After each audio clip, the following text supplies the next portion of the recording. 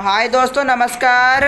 मैं आपका दोस्त महेंद्र सिंह स्वागत करता हूं मुकेश महेंद्र एजुकेशन पर। और दोस्तों, आज मैं आपके सामने जो ये वीडियो लेकर आया हूं, ये आपके लिए वेरी वेरी इंपॉर्टेंट रहने वाला है। दोस्तों देखो, मैं कुछ आपके सामने आपको कुछ इंपॉर्टेंट क्वेश्चन जो है वो सेलेक्ट करके लेके आया हूं। अब आपको वीडियो को पूरा देखना है और चैनल को सब्सक्राइब करना है और वीडियो को लाइक ज़रूर करना है। तो दोस्तों, ज़्यादा देरी किस बात की, हम शुरू करते हैं। अपना पहला क्वेश्चन दे रखा है दोस्तों कि सिंधु घाटी सभ्यता की सबसे विशिष्ट पुरावस्तु कौन सी है। तो सिंधु घाटी सभ्यता की सबसे विशिष्ट पुरावस्तु दोस्तों हड़प्पाई मूर हैं। और ध्यान रखना कि हड़प्पाई मूर जो है वो सेलखड़ी नामक पत्थर से बनाई जाती हैं। और ध्यान रखना दोस्तों, सेलखड़ी नामक पत्थर जो है वो कहाँ मिलता है दोस्तों। सेलखड़ी नामक पत्थर दक्षिणी राजस्थान और उत्तरी गुजरात में मिलता है। यह भी आपको थोड़ा सा ध्यान रखना है। तो हमारा क्वेश्चन था कि सिंधु घाटी सभ्यता की सबसे विशिष्ट पुरावस्तु कौन सी हो जाएगी, तो हड़प्पाई मुहर। इसके बाद हमारा दूसरा क्वेश्चन दे रखा है दोस्तों कि हड़प्पा के टीले की खुदाई सबसे पहले किसने की थी। तो दयाराम साहनी ने की थी दोस्तों। कब की थी दोस्तों, 1921 में की थी। ठीक है, किसके नेतृत्व में की थी, जॉन मार्शल के नेतृत्व में की थी। अगर यहाँ पर होता कि मोहनजोदड़ो टीले की खुदाई किसने की तो बहुत ज्यादा राखलदास बनर्जी। ठीक है, राखलदास बनर्जी ने मोहनजोदड़ो की खोज की। कब की दोस्तों, 1922 में। किसके नेतृत्व में, जॉन मार्शल के नेतृत्व में। तो यानी वेरी वेरी इंपॉर्टेंट है, आपको अच्छे से नोट करने हैं। आगे दे रखा है कि अर्थशास्त्र के लेखक कौन है दोस्तों। तो अर्थशास्त्र के लेखक है चाणक्य। और दोस्तों कई बार चाणक्य का नाम दूसरा पूछ लिया जाता है, जैसे कौटिल्य। ठीक है, और इनके एक अन्य नाम है जैसे विष्णुगुप्त। ये भी आपको थोड़े से ध्यान रखने होंगे। अब अर्थशास्त्र के लेखक कौन है, तो चाणक्य हमारा आंसर हो जाएगा। अगर यहाँ पर होता है कि मेगास्थनीज पुस्तक के लेखक कौन है, तो इंडिका। ठीक है, मेगास्थनीज की पुस्तक का नाम क्या है, तो मेगास्थनीज के पुस्तक का नाम है दोस्तों इंडिका। ये आपको ध्यान रखना है। ठीक है, और विशाखादत्त की पुस्तक का नाम क्या है, तो विशाखादत्त की पुस्तक का नाम है मुद्रा राक्षस। विशाखादत्त की जो पुस्तक है उसका नाम है मुद्रा राक्षस। अगर पूछ ले जाए कि शूद्र की पुस्तक का क्या नाम है, तो शूद्र की पुस्तक का नाम है मृच्छकटिकम। ठीक है, इस तरीके से आपको ध्यान रखना है। इसके बाद हम चलते हैं अपने नेक्स्ट क्वेश्चन की तरफ। वो दे रखा है किताब उल हिंद जो है मूल रूप से किस भाषा में लिखी गई थी दोस्तों। तो किताब उल हिंद ध्यान रखना कि अरबी भाषा में लिखी गई थी। और किताब उल हिंद जो है दोस्तों अरबी भाषा में तो लिखी गई। आपके बड़े नंबर के अंदर प्रश्न इस प्रकार से आएगा कि किताब उल हिंद पर टिप्पणी लिखी है, इस तरीके से। तो आपको लिखना है कि किताब उल हिंद ये किसने लिखी थी, अल बिरूनी ने लिखी थी। और ये किताब अरबी भाषा में लिखी गई थी। और इस किताब में, इस विस्तृत ग्रंथ में धर्म, दर्शन, त्योहार, खगोल विज्ञान, रीति रिवाज आदि के बारे में जानकारी थी। आपको ध्यान रखना कि किताब उल हिंद जो है ये 80 अध्यायों में विभक्त थी। ठीक है, इस प्रकार से पॉइंट बनाते हुए आपको चलना है। आगे दे रखा हमारा पांचवा क्वेश्चन की प्रारंभिक भक्ति आंदोलन की शुरुआत कब हुई थी। तो दोस्तों प्रारंभिक भक्ति आंदोलन की शुरुआत 6वीं शताब्दी ईस्वी में हुई थी। किसने की थी दोस्तों, अलवार और नैनार संतों ने की थी। और अलवार और नैनार संत कहां से थे, तो दक्षिण भारत के तमिलनाडु से इनका संबंध था। तो ये क्वेश्चन आपको नोट करने हैं दोस्तों। हड़प्पा सभ्यता का सबसे उत्तरी स्थल का क्या नाम है, तो उत्तरी स्थल का नाम है मांदा। मैंने कई बार समझा रखा है, इस प्रकार से चार्ट बनाकर। उत्तरी स्थल मांदा है। दक्षिणी स्थल कौन सा है, दाइमाबाद महाराष्ट्र के अंदर है। और पश्चिमी स्थल है सूतका केंद्र जो कि बलूचिस्तान के अंदर है। और इधर पूर्वी स्थल आलमगीरपुर जो कि उत्तर प्रदेश के अंदर है। तो मैंने कई बार समझा दिया है, आपने नोट किए होंगे वैसे क्वेश्चन। ये मैंने कई बार समझा दिया, रिपीट हुआ है। अशोक के अधिकांश अभिलेख किस भाषा में लिखे गए। तो अशोक के अधिकांश वैसे ज्यादातर तो प्राकृत भाषा में मिलते हैं, लेकिन संस्कृत में भी लिखे मिलते हैं। लेकिन आपको ज्यादा यानी प्राकृत भाषा ही सबसे बेस्ट मानना है। ठीक है, तो अशोक के जो अधिकांश अभिलेख है वो प्राकृत भाषा में ही लिखे गए थे।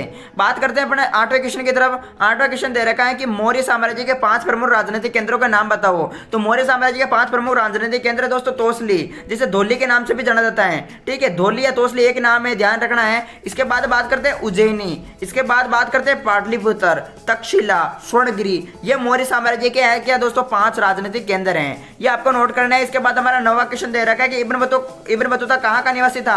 तो दोस्तों ध्यान रखना है, इब्न बतूता जो है ये मोरक्को के तेंजियर का निवासी था। ठीक है, मोरक्को के तेंजियर का निवासी था। और इनका परिवार जो है वो इस्लामी कानून का जानकार था। और ये भी आपको ध्यान रखना है कि इब्न बतूता की पुस्तक का नाम है रिहल्ला। दोस्तों रिहल्ला किस भाषा में लिखी गई थी, अरबी भाषा में लिखी गई थी। वेरी वेरी इंपॉर्टेंट क्वेश्चन है, नोट करते हुए चलना है। बात करते हैं दोस्तों कर्नाटक में वीर शैव परंपरा का जो कर्नाटक है। ठीक है, कर्नाटक की बात कर रहे हैं, तो कर्नाटक की वीर शैव परंपरा, या स्पष्ट नजर तो नहीं आ रहा होगा, देखते हैं। लेकिन मैं जो बोल रहा हूँ वो आपको सुनना है। ठीक है, कर्नाटक की वीर शैव परंपरा का नेतृत्व किसने किया, तो बासवना नामक ब्राह्मण ने किया था। कर्नाटक में वीर शैव परंपरा का नेतृत्व ध्यान रखना दोस्तों बासवना नामक ब्राह्मण ने किया था। आगे 11वें क्वेश्चन की बात करते हैं, तो भारतीय पुरातत्व विभाग के प्रथम डायरेक्टर जनरल कौन थे दोस्तों। तो भारतीय पुरातत्व विभाग के प्रथम डायरेक्टर जनरल थे अलेक्जेंडर कनिंघम।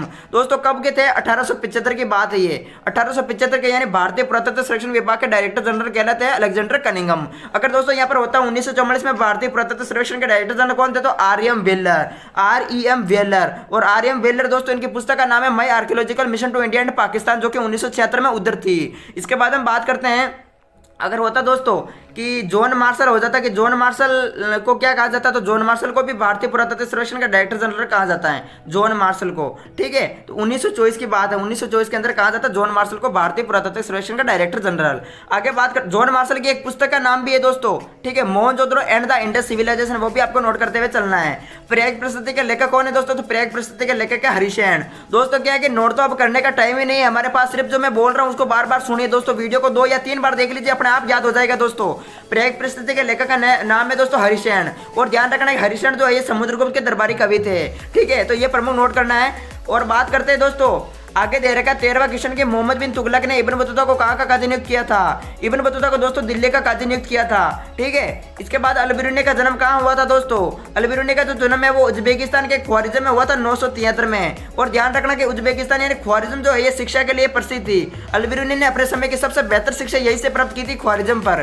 ठीक है, क्या होता है दोस्तों 1017 में यहाँ पर दिल्ली का सुल्तान था मोहम्मद, जो कि आक्रमण करता है ख्वारिज़म पर, और ख्वारिज़म पर आक्रमण करके यहाँ के सभी कवियों और विद्वानों को अपने साथ ले जाता है, अपनी राजधानी गजनी, और गजनी ले जाता है, इनमें से अल बिरूनी भी शामिल था। ठीक है, तो यानी अल बिरूनी जब गजनी ले जाता है मोहम्मद, तो यानी पंजाब का हिस्सा भी जो है वो मोहम्मद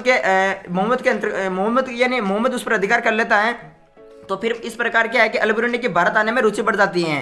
ठीक है, तो इसी प्रकार आपको ये नोट करना है। शेख मोइनुद्दीन चिश्ती की दरगाह कहाँ स्थित है, तो शेख मोइनुद्दीन चिश्ती की दरगाह अजमेर में स्थित है। ठीक है, अगर यहाँ पर इस प्रकार से आपको नोट करना है, मैंने कल इस क्वेश्चन को बताया था आपको। The story of Indian archaeology पुस्तक के लेखक कौन है, the story of Indian archaeology पुस्तक के लेखक है एस एन राव। दोस्तों अच्छी तरीके से नोट कर लीजिए, the story of Indian archaeology पुस्तक के लेखक कौन है, एस एन राव। इसके बाद हम चलते हैं अपना नेक्स्ट क्वेश्चन, हम 17वां के जनपद किसे कहते हैं। जनपद दोस्तों ध्यान रखना कि एक ऐसा भूखंड जहाँ कोई लोग या जनजाति बस जाती है उसे जनपद कहते हैं। एक ऐसा भूखंड जहां लोग या जनजाति बस जाती है उसे जनपद कहा जाता है। 18वां क्वेश्चन दे रखा कि फ्रांसवा बर्नियर कौन था दोस्तों, कहां का निवासी था, तो फ्रांसवा बर्नियर दोस्तों सबसे पहले आ जाता है कि कौन था, तो ये राजनीतिक, दार्शनिक और चिकित्सक था दोस्तों, और ये कहां का रहने वाला था, ये फ्रांस का रहने वाला था। ठीक है, इसके बाद हम चलते हैं अपना 19वां क्वेश्चन है कि ख्वाजा मोइनुद्दीन चिश्ती की दरगाह कहां स्थित है, तो ख्वाजा मोइनुद्दीन चिश्ती की दरगाह ध्यान रखना अजमेर में स्थित है। ठीक है, ये नोट करने हुए चलना है। अगर पूछा जाए कि निजामुद्दीन औलिया की दरगाह कहां है, तो निजामुद्दीन औलिया की दरगाह दिल्ली के अंदर है। ठीक है, चलते हैं अपने नेक्स्ट क्वेश्चन की तरफ।